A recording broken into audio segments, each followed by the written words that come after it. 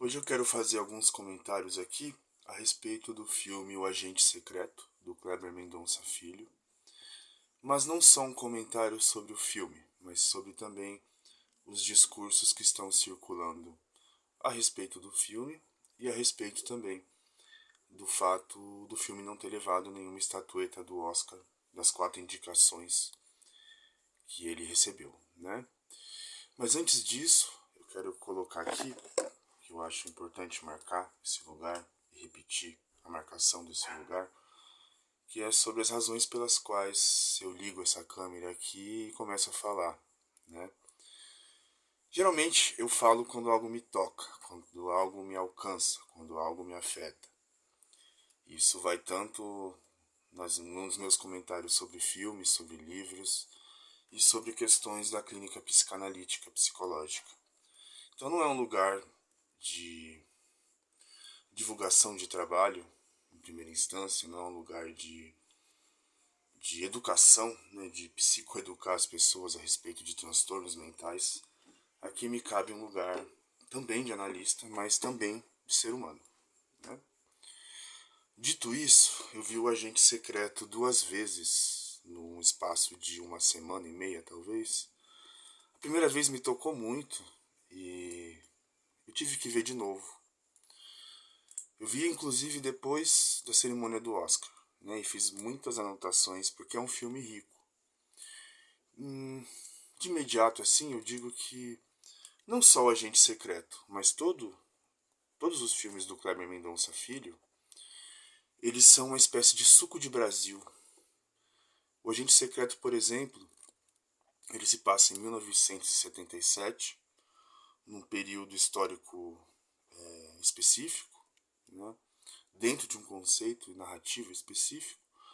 Mas é um filme também que fala muito de hoje, do Brasil de hoje, né? A gente vê ali nas pequenas coisas, nas pequenas falas, nas pequenas trocas dos personagens, a gente vê pensamentos brasileiros. Eu não vou colocar o pensamento brasileiro porque ele não é único, ele é muito amplo, né? Quando a gente tenta colocar no único lugar, reduz muito, ignora muita coisa, atropela muita coisa, né? Eu vou aqui me guiar pelas minhas anotações, apesar de não estar organizada. Eu acho que não é a intenção aqui também organizar bonitinho, fazer uma análise psicológica de personagem, eu não me proponho a isso. Mas análise de discursos, né? A primeira anotação que eu tenho aqui é sobre as cicatrizes de guerra, né? Que um personagem ali é convocado a mostrar para um outro personagem, convocado por um delegado, um personagem bastante emblemático do filme, né? Naquela cena acontece muita coisa. A gente tem uma resistência do personagem em não querer mostrar suas cicatrizes como exibição, porque para o delegado aquilo ali é uma demonstração de poder e respeito. Mas para o cara ali, que ele é judeu, mas o próprio delegado não sabe disso, ele acha que ele é um alemão que participou da Segunda Guerra Mundial, daí você vê ali a identificação com um certo espectro da luta dessa guerra, né? Alemão, nazista. E em determinado momento, né, o cidadão ali que tem as cicatrizes, que ele não é brasileiro, ele dialoga com um amigo, um cara que trabalha ali com ele, um cara preto, e o cara fala alemão com ele, né? E o filho do delegado adotivo, que é preto, e aliás ocupa um lugar bem específico nesse triângulo que é o delegado, o filho preto e o filho branco, ele diz, olha, o crioulo fala alemão, é um preto falando do outro. Eu acho muito importante isso, né? Muito inteligente do Kleber Mendonça Filho, ele colocar nesses diálogos, nesses pequenos detalhes o que é o Brasil, né? A gente vê ali o respeito medido pelo trauma. O que é trauma para um é admiração para outro, né? E o filme, de uma forma geral, ele tem muitas linhas de tempo, né? A gente tem ali 1977, mas aí volta um pouquinho para a vida do protagonista, né, do Wagner Moura, enquanto a esposa ainda estava viva, enquanto ele ainda estava naquela relação com aquele empresário, né, que queria ganhar dinheiro em cima da pesquisa dele. E a gente tem depois duas estudantes de uma universidade pública, particular. Achei muito interessante o Kleber Mendonça tirar essa centralização das universidades públicas e partir para uma universidade particular, que elas trabalham ali transcrevendo as fitas onde tem as falas do Marcelo, né, o personagem do o Armando barra Marcelo, o personagem do Wagner Moura, da Dona Sebastiana, da Elsa, né, que é uma outra personagem importante. Elas estão transcrevendo essas fitas, estão escutando o Marcelo barra Armando falando, e uma dessas estudantes, ela se vê muito afetada pela história, né? Tanto que depois, no final do filme, ela vai procurar o Marcelo, filho do Armando, né, para entregar um pendrive ali com as transcrições, com os áudios, aliás, né? E esse filme, ele me traz muito essa coisa, né, de como a gente pode ser afetado pelo outro. Em especial, nesse caso aqui dessas estudantes, elas estão escutando um cara que viveu uma história lá em 1977, mas ainda fala muito da história do Brasil de hoje. E ela é afetada por isso, né? A possibilidade que a gente tem de se afetar pelo outro e pela história que nos marca e nos coloca hoje num determinado lugar, seja no micro ou no macro-organismo desse ecossistema, né?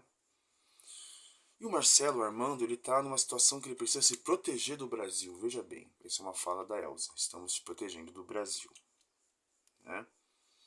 Veja a loucura que é isso, né?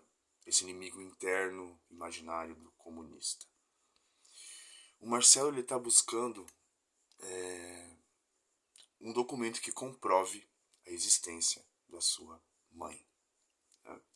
O cinema do Kleber Mendonça Filho, tanto em Aquários, Bacurau, Retratos Fantasmas, agora o Agente Secreto, o Som ao Redor também tem um pouco disso. Ele está sempre falando de memória. Ele traz uma nostalgia na sua cinematografia, mas não uma nostalgia piegas e saudosista apenas, né? Ele traz ali algo que está no espírito do nosso tempo, do Brasil, né? A gente está falando de um período de 77 para 2016, 2026, a gente está falando de um período curto, relativamente curto, pensando em termos de história, né? Mas ao mesmo tempo é uma distância enorme, né? Pensando nas transformações que foram feitas desde então, né? Além da questão de ser afetado pelo outro, a questão da memória, a gente tem também aqui nos personagens e no cinema do Kleber a forma como as pessoas são lidas, né? Veja bem, tem um personagem que fala, né? O matador, ele fala, pinta de gente fina, é gente fina. Então eu vou cobrar mais caro para pagar esse cara, para matar esse cara aí, né? Tem ali também um empresário que chega na faculdade ali, quando ele está sendo apresentado por algumas pessoas, e ele fica surpreso, né, pelo cara que é inglês, ele não ter um fenotipo de inglês branco, duro claro, né? Pelo contrário, tem um fenotipo ali, me parece, né, arrisco dizer, muito mais ligado, semelhante a um indiano, talvez, a um muçulmano, né? E até no momento em que o empresário encontra o personagem do Wagner ali no aeroporto, ele diz, eu achava que você fosse diferente. Ele se depara com um cara cabeludo, né? O chefe de departamento lá de pesquisa dele. Tem a questão do banho de indústria também, que é uma fala que o personagem do empresário traz. Enfim, eu fiz muitas anotações aqui, porque é um filme que tem muita coisa para ser pensada e discutida. É um filme que, para quem está mais atento, para quem está mais sensível a essas questões, vai ser afetado, né? Isso acontece bastante, né? Eu poderia dizer muita coisa aqui, que é um filme que se passa na ditadura. Apesar do termo ditadura não ser mencionado em nenhum momento, a gente vê um clima ali estranho. Tem aquela história da perna cabeluda, né? Na verdade, ele era um código para falar sobre os crimes cometidos pelos ditadores, pela ditadura, pelas instituições. Não poderiam ser colocadas no jornal, então se criava ali matérias sensacionalistas e metafóricas, né? Acho muito interessante isso. E para além disso, né, também de tudo o que eu poderia dizer, que eu quero dizer e não vai dar tempo, eu quero deixar um espacinho aqui para esse final do vídeo para falar a respeito dos discursos que têm circulado a respeito da derrota, entre aspas, vamos dizer, do filme no Oscar, né? Primeiro a gente tem que entender que o Oscar ele faz parte da indústria americana, ele não é puro, né, no sentido de isento, né? E, para além disso, eu acho que é muito válido a gente colocar aqui que a importância de estar sendo reconhecido, para além da indústria americana.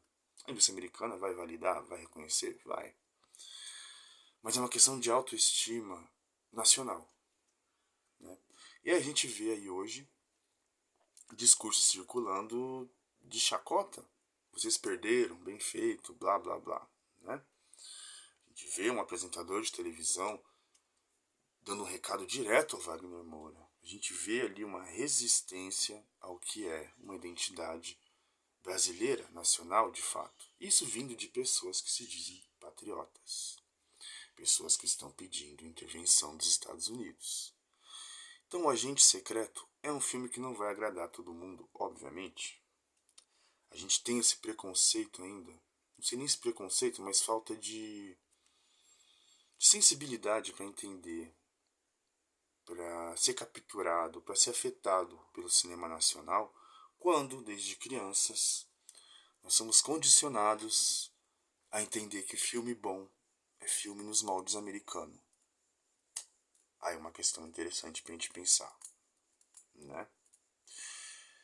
De forma geral, é um filme que tem essa coisa do suco do Brasil, né? O Kleber Mendonça Filho é um cara de Recife, e os filmes dele traz essa Recife, né? Ele tem uma paixão por essa cidade, pela memória da cidade, pela transformação da cidade, e como isso vai localizando as pessoas, os personagens culturais dentro das lógicas de poder. A gente vai vendo poder institucional e micropoderes, né? A gente vai vendo ali,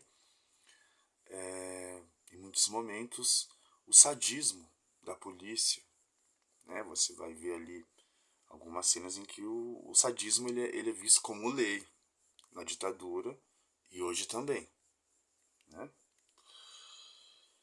E vejam bem, a gente tá falando, tem um tema ali muito que tá ali no filme, que é a forma como os empresários tendem a lucrar com pesquisas estaduais, né, de faculdades estaduais, federais.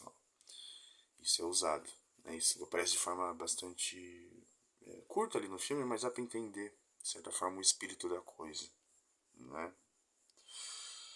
E para fechar, eu acho que um filme, uma frase que define bem esse filme, se é que dá para definir esse filme em uma frase, é da Dona Sebastiana, personagem da Tânia Maria. Em determinado momento ela está ali com os refugiados, né, as pessoas perseguidas pelo Brasil, pessoas que vêm de fora também, de outros países perseguidos por suas próprias pátrias. A Tânia Maria diz o seguinte: a vida tem coisa ruim, mas também tem coisas boas. Esse talvez seja o espírito de um agente secreto, e talvez esse seja o espírito que a gente, talvez de alguma forma, possamos levar às nossas vidas, né? E de fato, o Brasil é um grande país, multicultural, tem muita coisa ruim, mas também tem coisas boas, né? E uma das coisas boas que eu coloco aqui, sendo talvez metafísico, não sei a palavra, metalinguagem, uma metalinguagem, uma das coisas boas aqui do Brasil, apesar das coisas ruins, é o nosso cinema, que pode ter essa possibilidade, nos dar a possibilidade de nos identificar, de nos comover e principalmente nos afetar.